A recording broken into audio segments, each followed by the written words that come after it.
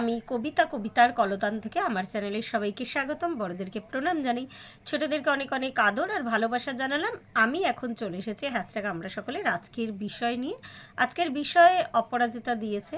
বিষয়টা হলো শিষ্টাচার ও সৌজন্যবোধ জীবন গঠনের ক্ষেত্রে কিভাবে প্রয়োজনীয়। অপরাজিতাকে অনেক ধন্যবাদ বিষয়গুলো দেওয়ার জন্য। খুব সুন্দর ভাবনা চিন্তা করা বিষয়। যে মানুষটা ভাবতে পারে না, তার এক সুন্দর একটা মন আছে।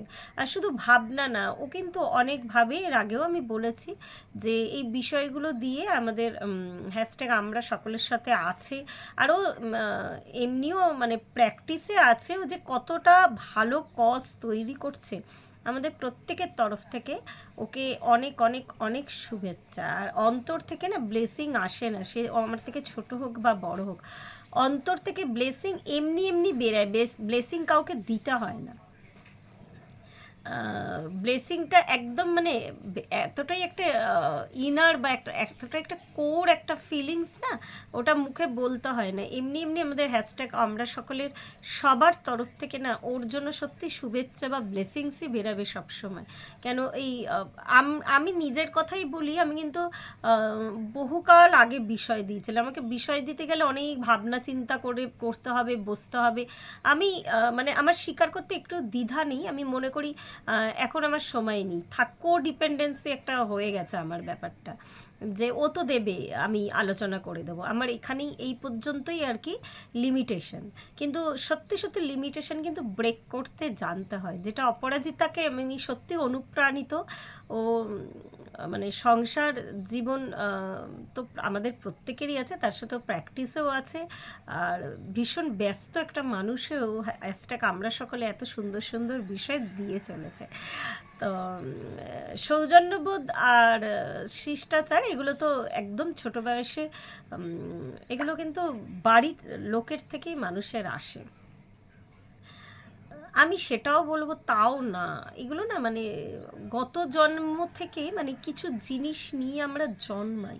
তো এগুলো সত্যি কোনো মানুষের জীবনে ব্লেসিং, যার জীবনে এই জিনিসগুলো থাকে। হ্যাঁ, অনেককেই আমি দেখেছি হয়তো একটা কিছু করলে সে একটা মুখে মানে প্রথম কথা তো থ্যাংক ইউ বলার প্রয়োজনীয়তা বোধ করে না। অনেকে ভাবে যে কি দরকার, আর এমন কি কাজ, থ্যাংক ইউ বলবো কেন। কিন্তু সবসময় হয়তো অনেক সময় আমরা মুখে থ্যাংক ইউ না বললেও কিন্তু যে ভেতর থেকে যে গ্র্যাটিটিউড ফিলিংস, এটা অনেকের মধ্যে গায়েব আর কি, নেই, থাকে না।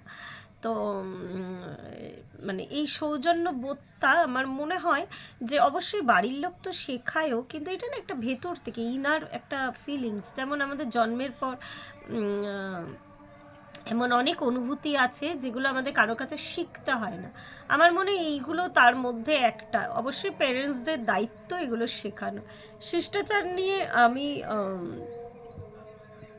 কি আর বলবো, আজকালকার যা সমাজ আমরা নিজের চোখে দেখতে পাচ্ছি, সমাজ অনেক পরিবর্তন হয়ে গেছে। ভালো খারাপ এই বিতর্কের মধ্যে আমি যাচ্ছি না, কিন্তু শিষ্টাচার মেনটেন করা শুধুমাত্র যখন তুমি বাইরের পরিবেশে যাচ্ছ তখন নয়, কিন্তু শিষ্টাচার মেনটেন করা নিজের ফ্যামিলির সাথে। অনেকে মনে করে যে ফ্যামিলির মধ্যে আমি ইচ্ছা হলেই যে কোনো কাউকে গালাগালি দিতে পারি, দুটো থাপ্পড় মারতে পারি। বাইরে গেলে আমি তখন পলিশ মানুষ, আমি দেখাবো যে আমি শিষ্টাচারী একজন মানুষ আর কি।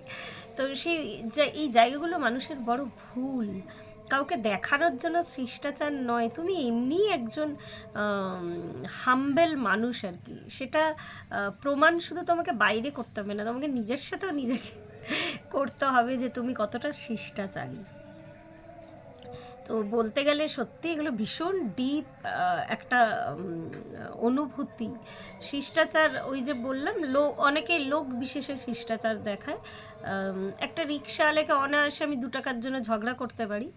আর অনেক ক্ষেত্রে আমি বুঝতে পারছি একটা বড় কোনো সরকারি অফিসে গেছি, যে একটা মানুষ আমার থেকে ঘুষ চাইছে, আমি আমার কাজ হাসিল করার জন্য অনায়াসে সেই ঘুষটা তাকে হাসি মুখে স্যার স্যার বলে, ম্যাডাম ম্যাডাম বলে তাকে দিয়ে দিতে পারি। আমার মনে হয় যে সত্যি সত্যি মানে এগুলো সত্যি অনেক সময় মনে হয় যেগুলো ম্যাট্রিক্সের খেলা আর কি। আমরা না মানে মানে শুধুমাত্র আমরা খেলছি, আমরা একবারও ভাবছি না উইজডম দিয়ে আমরা কি করছি। হয়তো আমিও ক্যামেরা খুলে বলছি হয়তো এই কথাগুলো, কিন্তু না এখন একটা ব্যাপার এসেছে প্র্যাকটিসে থেকে বা দিদির সাথে থেকে বা যে কোনোভাবে হোক, যে এই ব্যাপারগুলো নিয়ে একটু না ভাবি বা মানে অনেক সময় মানে এমনও হয় আমি হয়তো একটু কিছু ডিপ চিন্তা করছি, সংসারী মানুষ তো, হয়তো ছেলে ডাকলো বা হাজব্যান্ড ডাকলো বা একটা কোনো ঘরের কাজ পড়ে গেল, তখন ওই চিন্তাগুলো ব্যাঘাত ঘটে গেলে না আমার মধ্যে একটা বিরক্তি আসে যে আমি তো একটা কিছু নিয়ে ভাবছিলাম, মানে বিরক্তিটা আমি প্রকাশ করি না বা কিছু না, কিন্তু আমার ছেলে না ভীষণ ভালো আমাকে ও জাজ করতে পারে, ও সঙ্গে সঙ্গে না বুঝে যায়। ও আমার গলাটা চেঞ্জ হয়ে গেলেই ও বলে আমাকে, আমি বললাম, আমি তখন ওর কাছে স্বীকার করি যে আমি একটা না অন্য চিন্তার মধ্যে ছিলাম, না একটা খেয়ালে ছিলাম। তো আমি এরকম একটু পাগল মানুষ আর কি, ওই নিজের জীবনটাকে না মাঝে মাঝে আমি হেলিকপ্টার ভিউ থেকে দেখার চেষ্টা করি যে ঠিক করছি। ঠিক ভুল হয়তো অনেক কিছু জাগতিক নিয়মে বা সামাজিক নিয়মের ঠিক ভুলের কথা আমি কিন্তু বলছি না। আমার মনে হয় যখন তুমি মানে এই ধরনের কিছু মানে নিজেকে নিজে রিয়েলাইজ করবে বা একটা প্র্যাকটিসের মধ্যে, একটা সাধনার মধ্যে দিয়ে থাকবে, আমি বিশাল বড় সাধিকা নই আর কি, আমি জাস্ট চেষ্টা করছি জার্নিটা বোঝার, জার্নিতে থাকার। তো তখন না একটু তুমি ওই অনেক কিছুর ঊর্ধ্বে চলে যাবে, অনেক নিয়ম কানুন, সামাজিক, পারিবারিক, ওই জীবনটাকে হেলিকপ্টার ভিউ থেকে দেখলে দেখবে যে সত্যি যে জীবন আমাদেরকে নিয়ে কীভাবে খেলা করে, সেটা যখন বুঝে যাবে না একটা মানুষ, তখন কিন্তু সে নিজেকে নিজে পাল্টানোর চেষ্টা করবে সবার আগে, অন্যকে পাল্টানো তো দূরের কথা। তো এটাই আজকের মতো বলার ছিল, আজকে এই পর্যন্তই রইল। আজকে সময় একটু কম, আজানের ইয়ে হয়তো শুনতে পাচ্ছেন, একটু পরে আমায় বেরাতে হবে। ধন্যবাদ।